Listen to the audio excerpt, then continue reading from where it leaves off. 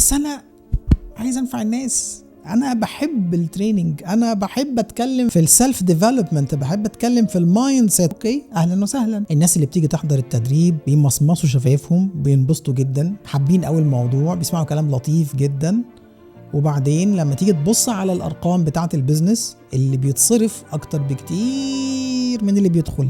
دي كانت السنه الثانيه. السنه الثالثه كل السيوله اللي معايا تقريبا انتهت، كل السيولة خلصت. واحدة من أعظم وأصعب الدروس اللي اتعلمتها في حياتي إنه أنا وأنا كبير في السن كده، وأنا متجوز ومسؤول وعندي 3 أولاد، أنا معيش فلوس، أنا ما عنديش أصول، أنا رجعت للسكوير زيرو، مربع صفر. في أخطاء بشعة تبدو منطقية جدا للناس اللي بتبدأ تدخل عالم صناعة المعلومات، وتبدو منطقية جدا ومريحة على القلب.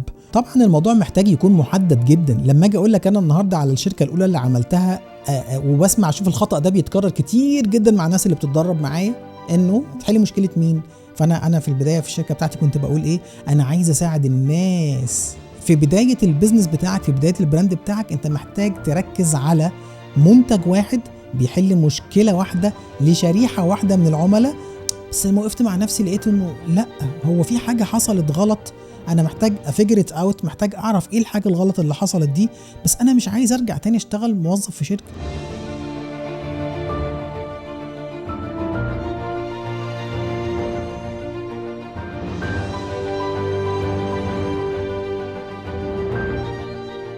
اهلا بيكم، والحلقه رقم 2 في الموسم الاول من بودكاست امباكت ماستري او اتقان التأثير. الحلقة دي مهمة جدا وعايز اتكلم معاكم فيها كده من القلب عشان الكلام ان شاء الله يوصل للقلب. الحلقة دي هنتكلم فيها على 5 مطبات او 5 تحديات اللي بتخلي معظم الناس اللي عندها قيمة حقيقية وعندها نية ورغبة حقيقية في نفع الاخر للأسف ما بيعرفوش يبنوا بيزنس مستقر ومربح في هذا العالم، عالم صناعة المعلومات. خليني الاول احكي لكم كده الحدوتة بتاعت البداية عندي، لما يمكن شرحت كده او نوهت عنها سريعا في الحلقه الاولى من البودكاست بتاعنا، اللي لو باي ذا واي يعني لسه ما شفتهاش ارجع اتفرج عليها الاول. في البدايه انا حد عاش حياته كلها موظف في شركات، بغض النظر عن التايتل، من كان حاجه بسيطه ترقيت وبقيت مدير اقليمي في شركات كبيره وهكذا، لكن ما كانش عندي الاكسبيرينس بتاعت ان انا ابني بيزنس خاص بيا، ابني براند خاص بيه. وبعدين القصة تاني انه المين درايف او المحرك الاساسي بالنسبة لي كان انه ظهر في حياتي مدير من الناس المحترمة اللي اشتغلت معاهم عمري 30 سنة، بحكي قصته كتير، رامز حلو، وبدأ يشاور لي على مناطق ان انا اشتغل عليها internally جوه وليد علشان حياة وليد بره تتغير.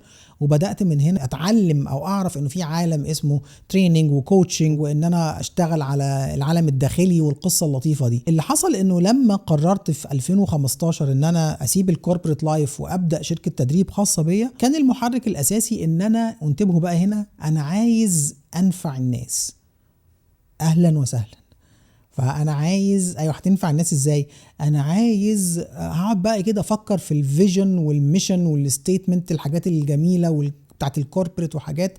فانا عايز اعلم الناس ازاي تعيش هابي فولفيلد سيجنيفيكانت لايف. عايز اساعد الناس تعيش حياه سعيده، يكونوا فيها راضيين عن نفسهم، وكمان يكونوا فيها بيعملوا اثر او بينفعوا ناس تانية في حياتهم. حاجه عظيمه جدا وجميله جدا. طيب يلا ننزل على الأرض في عالم البيزنسز ونبني هذا البراند ونفتح شركة ونبدأ نشتغل. اللي حصل إنه كل ما كان حد بيجي يحضر التدريبات اللي كنت بعملها كان بيبقى مبسوط جدا، يعني بيمصمص شفايفه حلو جدا، بيسقف لي جدا.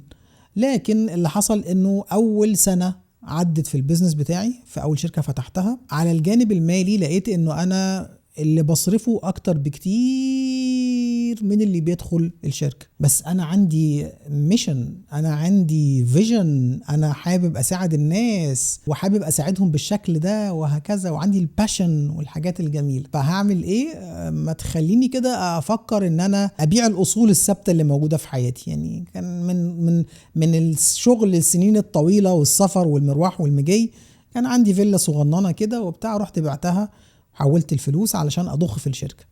تاني سنة الناس اللي بتيجي تحضر التدريب بيمصمصوا شفايفهم، بينبسطوا جدا، حابين قوي الموضوع، بيسمعوا كلام لطيف جدا.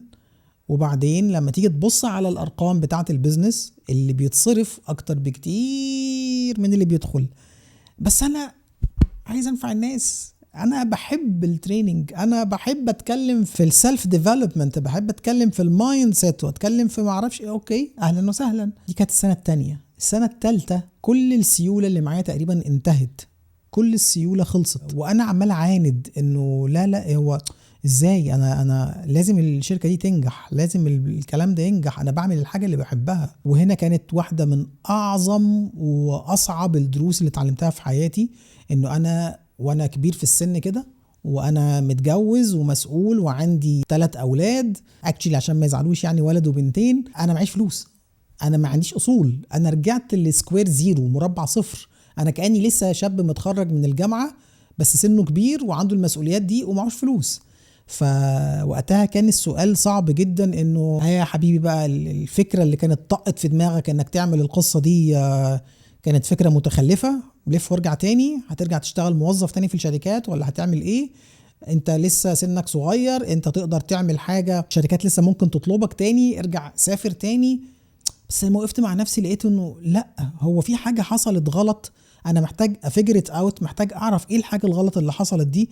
بس انا مش عايز ارجع تاني اشتغل موظف في شركه، مش لانه موظف في شركه عيب ولا غلط ولا حرام زي ما بيتسوق في اوقات كتيره جدا نبقى نتكلم عنها لوحدها دي، لكن انه انا خلاص كنت لقيت الحاجه اللي خلت روحي ترجع تدب فيها الحياه تاني. انا عايز اساعد الناس، وفعلا انا صرفت ارقام كبيره جدا على اني اكون مدرب شاطر او كوتش شاطر، وخدت شهادات من اماكن عالميه كبيره فمش عايز الف وارجع تاني. خدت ستيب باك وقلت انا مش هطلع بره الصناعه دي، بس مش هبقى شغال في شركتي الخاصه، فعايز اشتغل مدرب، راح اشتغل مدرب في شركه تدريب، وقد كان ورحت واشتغلت وهكذا. طيب الشاهد من الحدوته هنا من القصه دي انه في اخطاء بشعة تبدو منطقية جدا للناس اللي بتبدأ تدخل عالم صناعة المعلومات، عالم التدريب والكوتشنج والكونسلتيشن وكل الكلام الجميل ده. أخطاء بشعة بيقعوا فيها وتبدو منطقية جدا ومريحة على القلب. فاحنا في الفيديو النهاردة، في حلقة النهاردة، هتكلم معاكم على 5 أخطاء شائعة بيقع فيها الناس الجميلة اللي زي حضراتكم، اللي تاني عندها خبرة، عندها قيمة، عندها حكمة اتعلمتها في الحياة، وحابة تتعلم ازاي ممكن تحول هذه الاشياء الى مادة، الى منتج، الى خدمة اساعد بيه حد محتاجه، وانا ابني من ورا ده بيزنس خاص بيا في هذا العالم اللي اسمه عالم صناعة المعلومات. المصيدة الاولى او الخطأ الاول هو انه البيزنس بتاعي هيبدأ من رسالتي. تؤتؤ، والله العظيم تؤتؤ. البيزنس بيبدأ من مشكلة حقيقية عند شخص، شريحة معينة محددة نفسها تلاقي حل للمشكلة دي، وبعدين تيجي الرسالة بتاعتك تساعد الشريحة دي انها تحل المشكلة اللي موجودة عندها. يعني اول حاجة لازم تيجي على بالك وتفكر فيها كده، هو البيزنس اللي انا عايز ابدأه ده او عايز اكبره هو بيحل مشكلة ايه؟ يعني ايه المشكلة الكور الاساسية اللي هو بيركز عليها ويحلها؟ دي نقطة البداية. دايما يعني في كل حاجة في حياتنا بتكون نقطة البداية بتحدد بشكل كبير جدا ملامح الطريق والديستنيشن، الوجهة اللي هتوصل لها هتكون ايه. كتير جدا مننا بيفكروا في البداية غلط في اي حاجة في الحياة، وبنفس الشكل ده فكرة بداية البيزنس. فتاني، البداية ايه هي المشكلة اللي البراند بتاعك او البيزنس بتاعك هيحلها لمين من العملاء؟ طبعا الموضوع محتاج يكون محدد جدا. لما اجي اقول لك انا النهارده على الشركه الاولى اللي عملتها، وبسمع اشوف الخطأ ده بيتكرر كتير جدا مع الناس اللي بتتدرب معايا، انه هتحل مشكله مين؟ فانا في البدايه في الشركه بتاعتي كنت بقول ايه؟ انا عايز اساعد الناس. حبيبي، ناس مين؟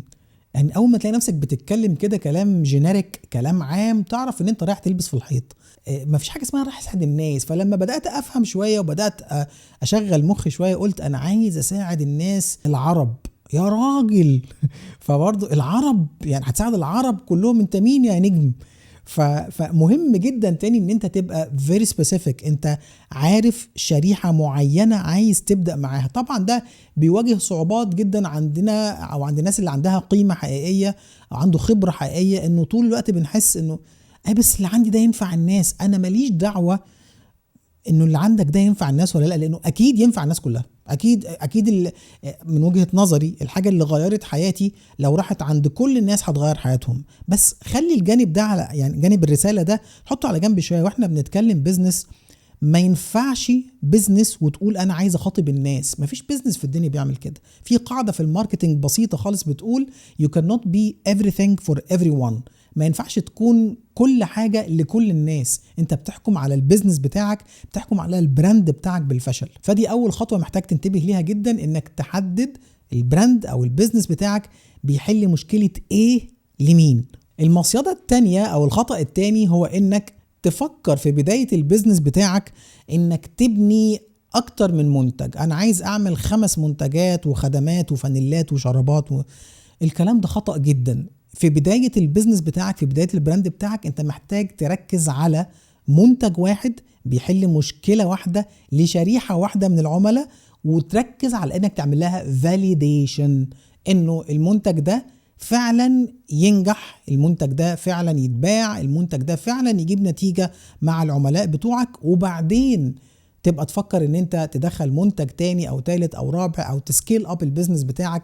لكن مهم قوي قوي قوي تفهم انه المرحلة الاولى في اي بيزنس في الدنيا، وبالتالي بيزنس عالم صناعة المعلومات، هي كلمة validation. انا محتاج اطمن انه الفكرة اللي انا فكرت فيها، الخبرة اللي موجودة عندي في حياتي، انا قدرت احولها بمنظوري وبفكرتي انا الى هذا المنتج او هذه الخدمة، وقدرت ان انا اعمل لها باكيجنج، وقدرت ان انا اسوقها، وقدرت ان انا ابيعها، وراحت عند عميل وبدأت فعلا تحلله المشكلة اللي موجودة في حياته. وبعدين ابدا افكر في ان انا اسكيل اب، ان انا اعين تيم، ان انا اعمل منتجات مختلفه وخطوط مختلفه للمنتجات والخدمات. اهلا وسهلا. لكن مهما كانت عندك خبرات متنوعه في الحياه، مهما كان ربنا موسع عليك بانك عندك حكمه هنا وهنا وهنا، وحليت مشاكل هنا وهنا وهنا، اوعى تقع في المطب الاول وانك تقول انا عايز ابدا في كل الخطوات او كل المنتجات او الخدمات دي انا اقدر اقدمها من البدايه. خطأ فادح. المصيدة الثالثة او الخطأ الثالث هو انك تفتكر انه لازم من البداية البراند بتاعي يكون ويل ديفايند.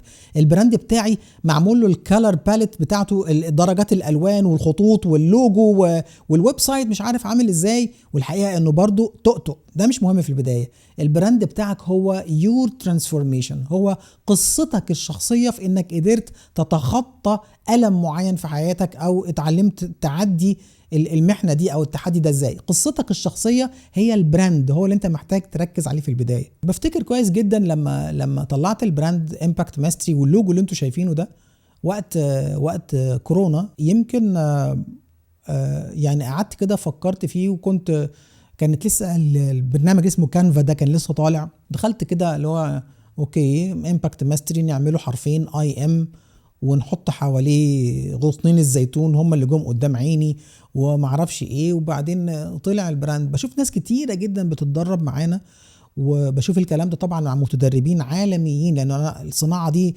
درستها تقريبا من الجوروز او الكبار الصنعة دي، يعني درست معاهم على مستوى العالم. بشوف الستودنتس والطلاب بتوعهم على مستوى العالم بيعطلوا في الاول انه انا عايز اعمل معرفش اللوجو عامل ازاي، الويب سايت مش عارف شكله ايه. الحاجات دي كلها هتكمل وانت ماشي، ومفيش اي حاجة تمنعك في البداية انك تبدأ بشكل ما، وبعدين as you go وانت بتتحرك لقدام الحاجة دي تتغير.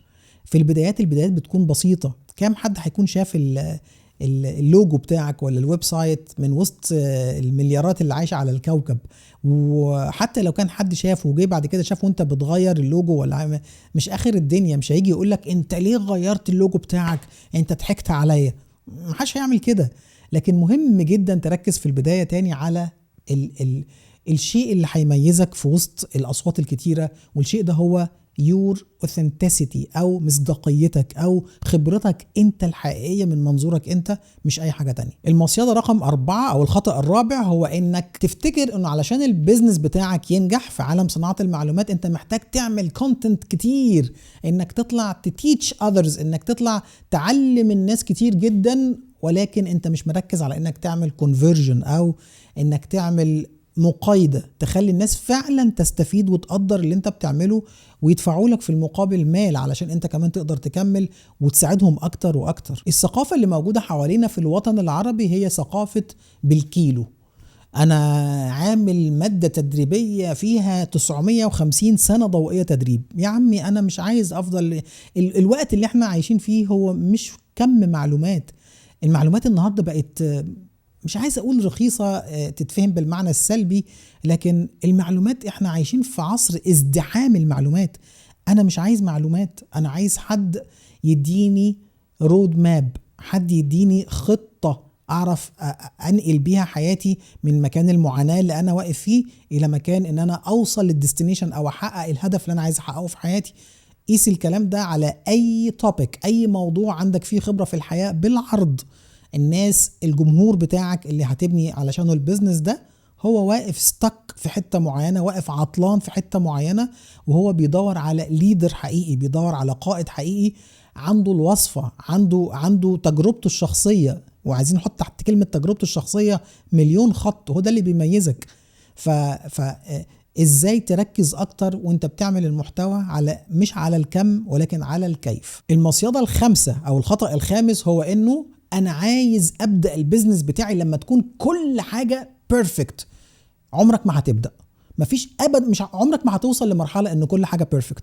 ولو قعدت تنتظر وبدأت مش هتكمل، واللي انت عملته مش هيكون هو البيرفكت. طبعا انا بقول النصيحة دي وعايز اقول لكم ان يمكن تكون دي واحدة من اكتر الحاجات اللي لبستني في الحيطة، من اكتر الحاجات اللي ضيعت الشعر الحريري اللي كان موجود عندي وخلت عينيها الخضراء تسود. يعني عايز اقول لكم واطوال بقى وامطار كلها راحت في الموضوع ده، انه انا قاعد منتظر اللحظة المناسبة، انا قاعد منتظر انه المنتج اللي هعمله لازم يطلع بيرفكت. جبناها منين المرض ده بتاع انه المنتج يطلع بيرفكت؟ انا ما اعرفش. لما نيجي نبص كده على الشركات حتى في صناعات تانية غير عالم صناعات المعلومات، ما بنلاقيش الناس بتطلع الحاجة بيرفكت. تعال ناخد مثال كده، وليكن مثلا من الشركات اللي بتعمل حاجات المفروض انها بيرفكت، دول الناس اللي يعني ستيف جوبز لما بدأ البيزنس بتاعه قال لك انا عايز اعمل حاجة كده يعني اللي الداخل بتاعها اللي الناس مش بتشوفه وعايزه يبقى مبهر. يعني في اكتر من كده بيرفكشنزم، يعني البي سي يبقى كده شفاف ومن جوه مش عارف عامل زي قطعة الحلويات ولا البونبوني، ولا يا عم ده من جوه انا هشتري بي سي، بشتري كمبيوتر عشان اشتغل عليه. لا انا عايز الجمال ده والبرفكشنزم والكلام ده. تعال نشوف النهارده ابل اللي هي شركة من الشركات الرائدة في التكنولوجي والتطوير وحاجات كتيرة جدا، لما بيجي ينزل لونش او بيعمل لونش ل iOS جديد. احنا بنسجل الفيديو دلوقتي واحنا iOS 18.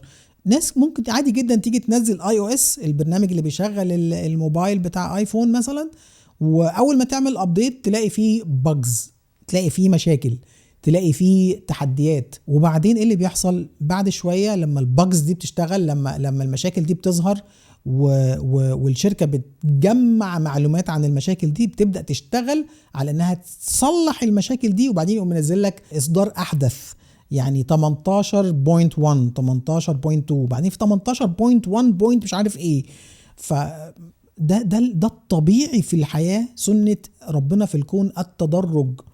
ففكرة انك تنتظر لانك تكون بيرفكت من اكتر الحاجات اللي هتأخرك في عالم صناعة المعلومات، وهتأخرك في البداية، وهتأخرك بعد كده ان انت تعمل منتجات وخدمات اكتر، وهتأخرك انك تتطور، هتأخرك انك تكبر. don't seek perfectionism، ما تدورش على انك تكون perfect، دور على انك ابدأ دلوقتي، ابدأ وانت مش فاهم كل التفاصيل، والتفاصيل هتبان معاك وانت ماشي في الطريق. عندنا جملة جميلة بتقول clarity comes from engagement. الوضوح يأتي من التفاعل، يأتي من الاحتكاك، يأتي لما أنزل على الأرض واتحرك زي ما بيقولوا الأمريكان when the rubber meets the road. لما العجل ينزل على الطريق وريني هيعمل ايه، هيشتغل ولا هيفرقع ولا هيطلع الكواليتي بتاعته شكلها ايه. فمحتاج تبدأ علشان تتعلم وانت ماشي ازاي تطور وتحسن وتوصل في يوم من الأيام إن شاء الله إلى سعي للكمال. مش هتوصل ابدا للكمال.